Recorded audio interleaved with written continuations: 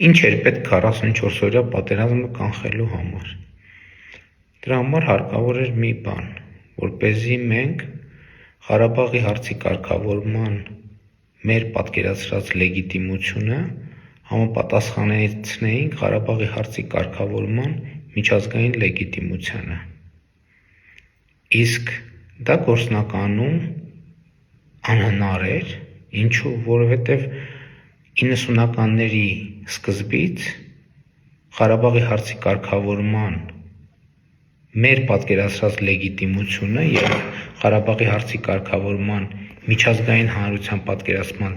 պատկերացրած լեգիտիմությունը ես ուղեծրով իրարից հեռացել էին եւ ճեղք էր առաջացել այդ պատկերացումների միջև։ Եվ այդ պատկերացումները համապատասխանեցնելը եթե տեսականորեն հնարավոր էր, գործնականում անհնար էր, որովհետև մենք առաջին քայլով պետքա ընդունեինք, որ Ղարաբաղը Ադրբեջանի կազմում պետքա լինի։